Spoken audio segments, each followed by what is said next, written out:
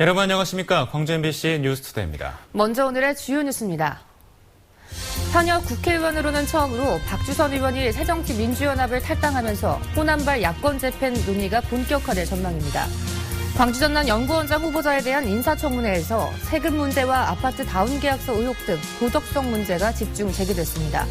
5.18 북한군 개입설 등을 보도한 구구 인터넷 매체에 대해 오해 단체들이 법적 조치에 들어갔습니다.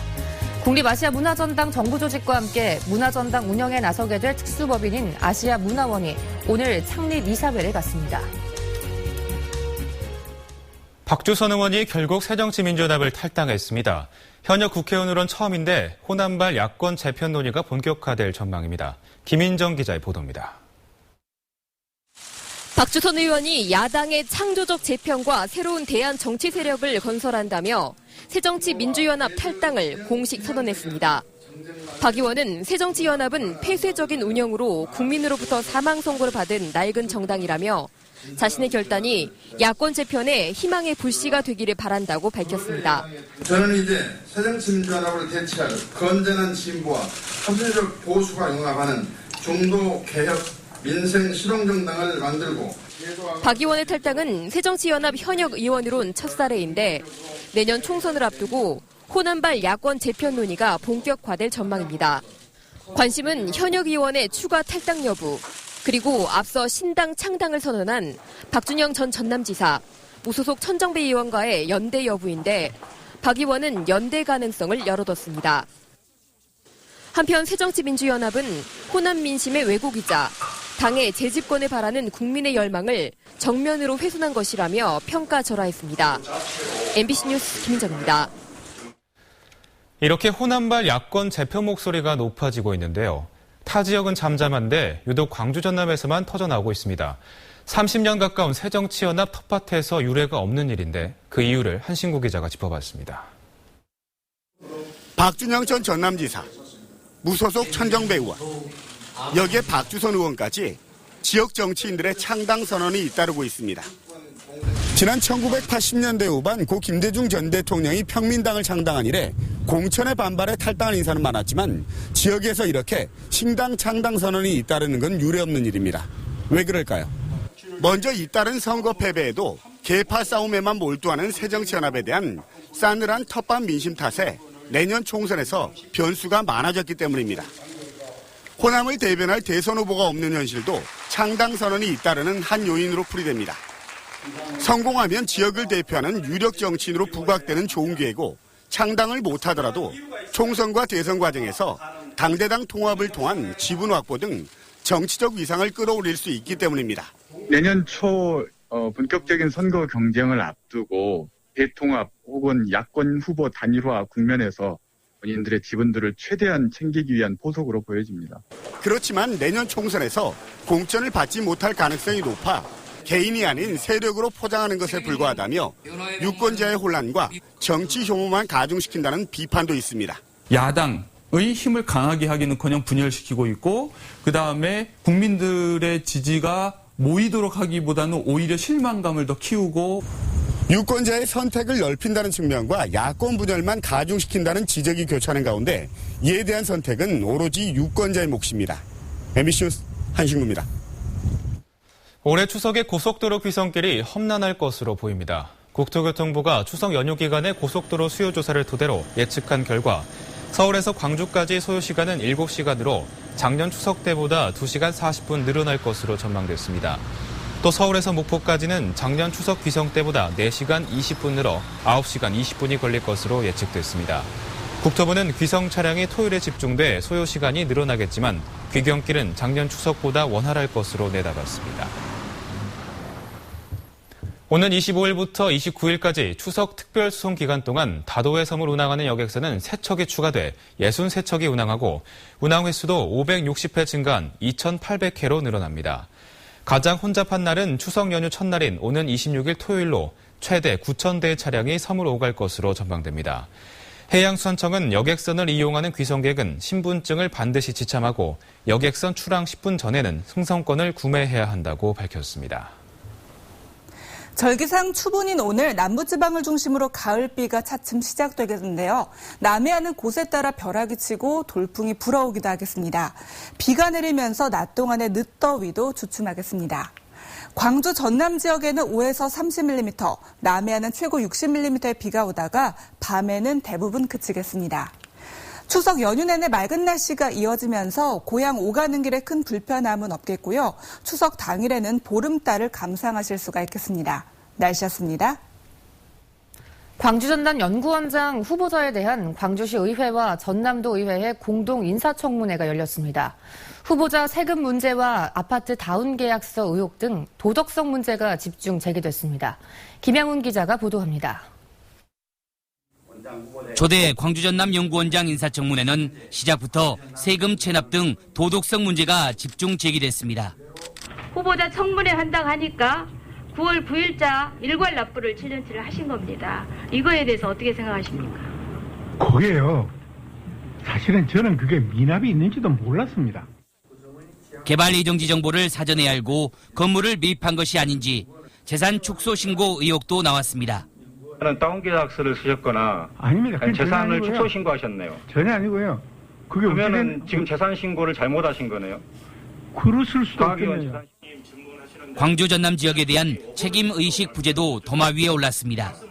광주 과학기술원장직을 갑자기 사임한 점 등을 볼 때 광주 전남 연구원장직을 제대로 수행할지 의문이 든다는 겁니다. 마찰이 있다 그래서 1년 5개월 하고 가셔버렸는데 또 다시 오셨단 말입니다. 우리 연구원 원장으로 오셨는데 중간에 또 가셔버리면. 부실한 자료 제출 등에 대해서도 청문위원들의 추궁이 이어졌습니다. 허 후보자는 권위적이고 고압적인 답변 태도로 일관해 청문위원들의 지적을 받기도 했습니다. 광주 전남연구원 이사장은 광주시의회와 전남도의회가 제출한 인사청문 보고서를 토대로 이르면 이달 안에 허 대정자의 최종 임용 여부를 결정합니다. MBC 뉴스 김양훈입니다.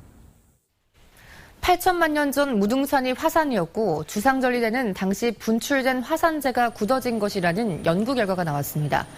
전남대 지구환경과학부 이창열 허민 교수팀에 따르면 과거 무등산은 활발히 화산재를 분출한 호화산이었으며 주상절리대는 중생대 백악기 시기에 최소 3번 이상 대규모로 분출된 화산재가 굳어져 형성된 것으로 밝혀졌습니다.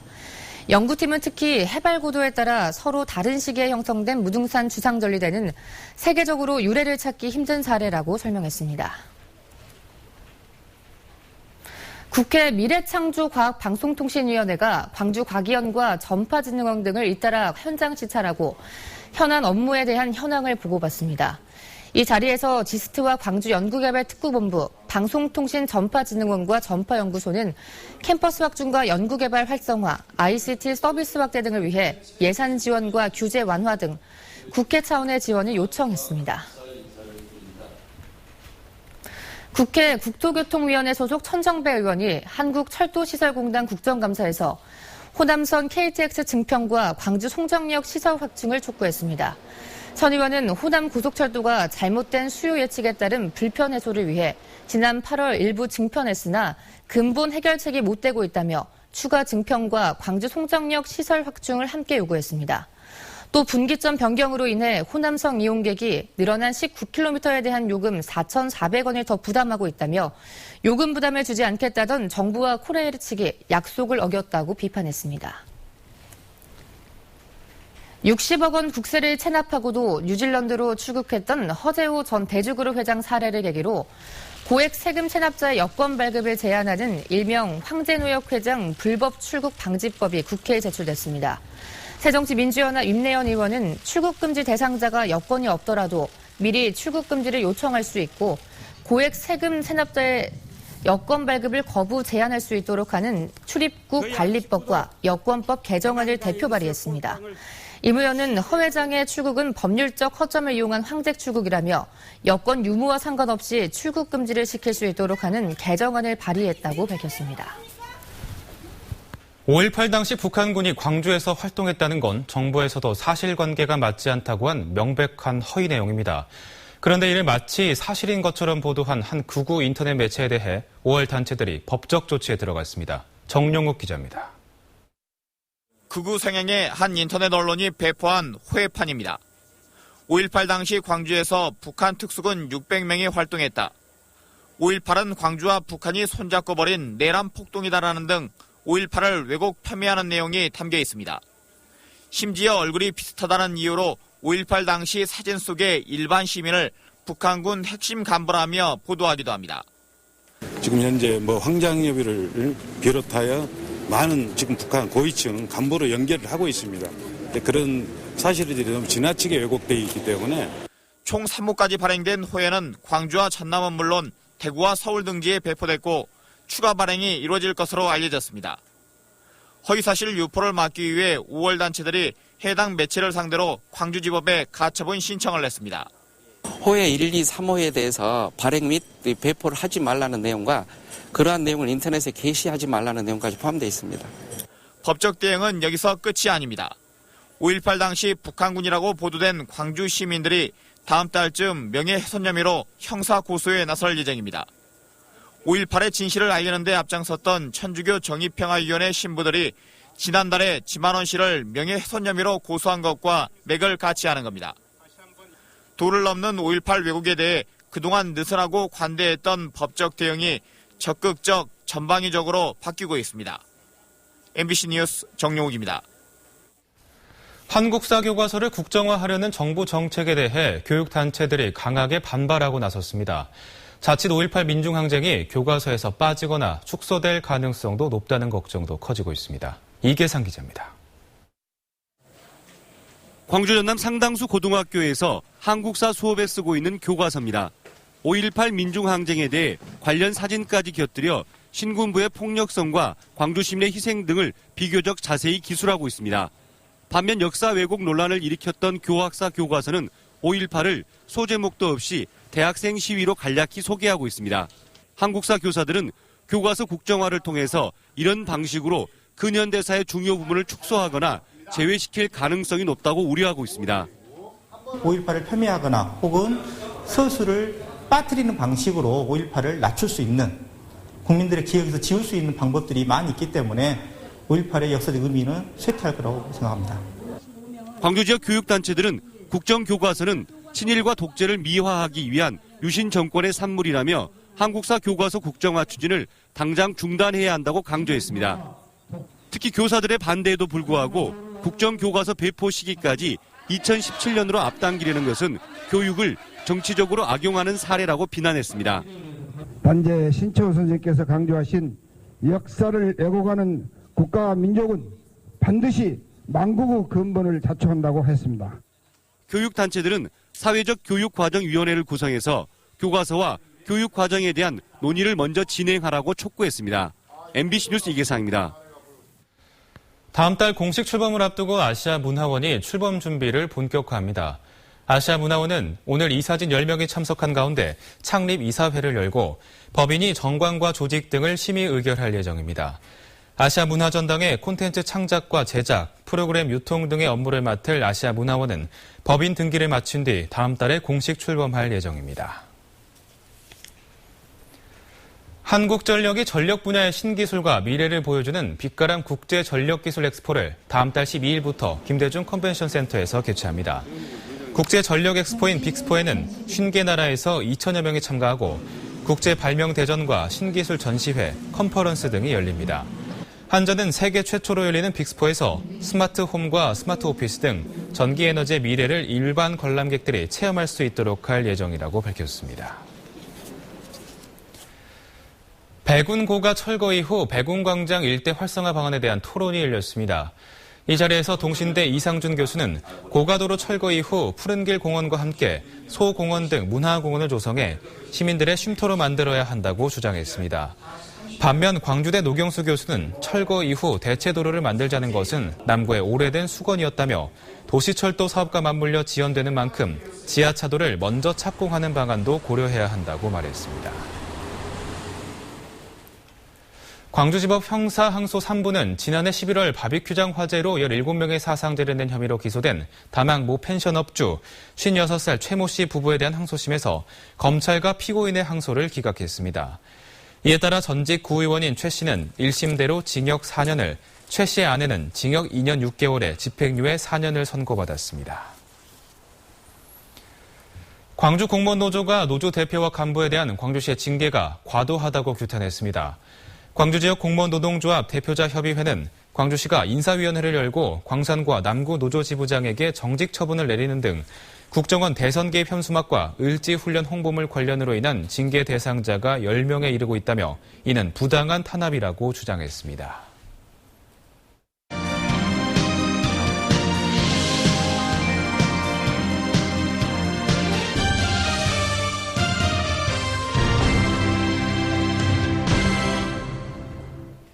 각시탈과 타짜, 식객까지 모두 드라마와 영화로 성공한 작품들인데요. 바로 이 작품들의 원작을 그려낸 허영만 화백의 40년 만화 인생을 조명한 전시회가 서울에 이어 두 번째로 자신의 고향인 여수에서 열렸습니다. 김종태 기자입니다. 항일투사인 주인공이 일제강점기 희망을 던져준 각시탈, 화투와 포카 같은 도박을 소재로 재미를 더한 타짜와 전국 최고의 맛을 찾아다닌 식객까지 만화뿐만 아니라 영화나 드라마로도 제작돼 최고의 인기를 얻은 작품들입니다. 지난 1974년 집을 찾아서로 데뷔한 이후 40년간 만화 외길을 걸어온 허영만 화백의 대표작들이 한눈에 펼쳐졌습니다. 이번 전시회에는 허화백이 직접 그린 원화 15만 장과 5천 장 이상의 드로잉 가운데 500점을 뽑아 전시했습니다.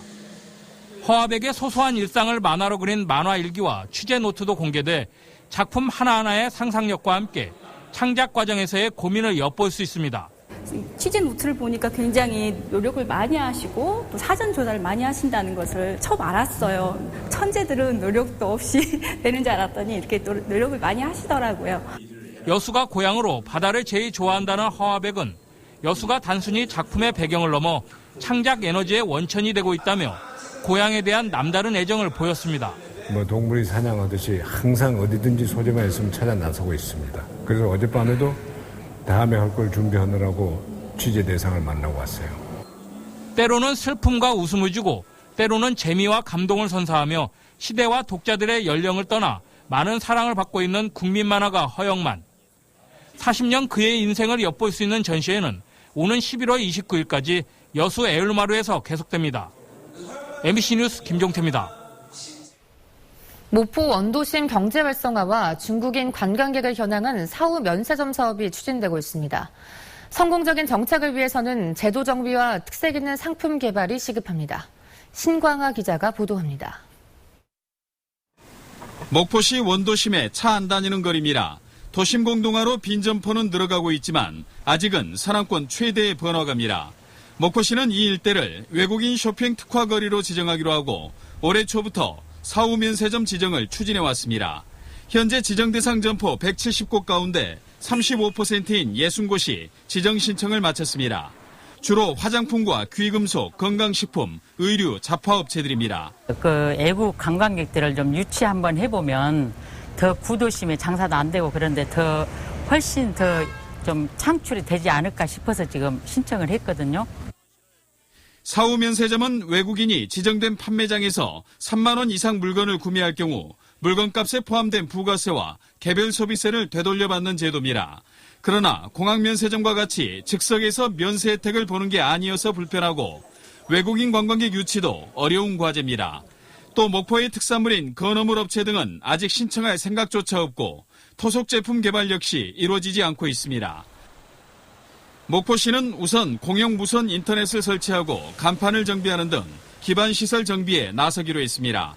편하게 편리하게 쇼핑을 할 수 있게끔 해주는 방법 하나하고 또 외국인들한테 또 하나는 이제 홍보를 여기가 사후 면세점 지역입니다. 홍보가 이제 잘 돼야 많이 오겠지 않습니까? 사후 면세점 사업에서 가장 중요한 것은 중국인 관광객이 찾느냐는 것. 그래서 중국인에게 5일간 무비자 환승공항으로 열려있는 무안공항의 활성화는 성공의 조건입니다. MBC 뉴스 신광하입니다. 광주 전남의 중소기업이 신용보증기금의 보증 지원에서 상대적으로 소외되고 있습니다. 새정치민주연합 강기정 의원에 따르면 지난 7월 말 현재 신용보증기금의 지역 중소기업 보증 잔액은 각각 1조 1,700억 원과 1조 1,300억 원에 머물고 있습니다. 전국에서 차지하는 비중이 광주는 2.8%, 전남은 2.7%에 불과합니다. 특히 전남은 지역 내 총 생산 비중이 전국의 4.4%를 차지하고 있어 전남 지역 중소기업들이 신보의 정책 자금을 상대적으로 더 받지 못하고 있는 것으로 나타났습니다. 광주 환경운동연합과 자원순환사회연대는 광주시 의회에서 음식물 쓰레기 줄이기 정책 토론회를 갖고 음식물 쓰레기 감량과 자원화를 위한 방안을 논의했습니다. 토론자들은 처리 용량을 넘고 있는 광주의 음식물 쓰레기 현황을 공유하는 한편 최근 1인 가구 증가 등 사회 여건의 변화에 따라 쓰레기 감량을 위한 다각적인 대책을 강구하기로 뜻을 모았습니다. 문화체육관광부와 한국콘텐츠진흥원은 지난주에 열린 광주 에이스페어에서 190여 건의 수출 상담을 통해 3,500만 달러 규모의 수출 상담이 이뤄졌다고 밝혔습니다.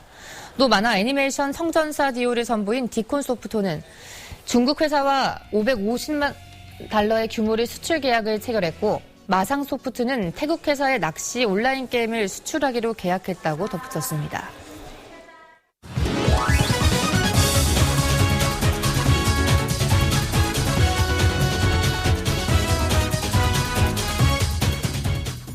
스포츠투데이입니다. 기아 타이거즈 겨우 위기를 넘겼는데 또 고비가 찾아왔습니다. 핵심 투수들이 부상으로 빠지면서 마운드 운용에 비상이 걸렸는데요. 믿었던 임준혁마저 부진하며 LG에 승리를 내줬습니다. 안 그래도 없는 살림에 선발, 중간 모두 구멍이 났습니다. 어깨 통증으로 휴식이 필요한 스틴스는 시즌 마지막 경기에서라도 볼 수 있기를 기대해야 하는 상황. 필승주의 중심에서 허리를 든든히 받쳐주던 최영필 선수마저 전날 투구 도중 타구의 팔목을 맞아 골절상을 입었습니다. 사실상 시즌 아웃. 그래도 쓰린 속은 어제의 패배로 더욱 쓰라립니다. 3선발 역할을 톡톡히 하던 임준혁마저 1이닝 동안 4점을 헌납하고 마운드를 내려왔습니다. 첫 1군 무대를 밟은 신인 이종석이 이어 올랐지만 무려 8점을 내주며 일찍이 승부가 갈렸습니다. 안 터지는 타선에 마운드마저 힘을 잃자 김기태 감독의 시름이 깊어졌습니다. 그나마 컨디션을 회복했다는 김병현 선수의 소식이 작은 위안거리입니다. 더 큰 걱정은 선발진. 당장 다가오는 경기는 유창식, 임기준 선수가 차례로 오를 예정입니다. 오뚜기처럼 5강 싸움에서 버티고 있는 기아 타이거즈, 또 한 번 이 고비를 이겨낼 수 있을까요?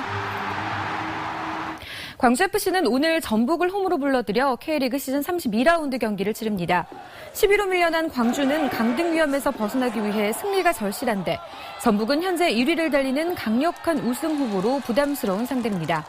하지만 최근 살아난 공격력을 보이는 김호남과 탄탄한 수비 전술을 앞세워 승리를 노리고 있습니다. 기아 타이거즈 현재 5위 SK와 한 게임 차로 7위에 머물고 있습니다. 기아는 오늘 광주 기아 챔피언스필드에서 LG와 시즌 15차전을 치릅니다.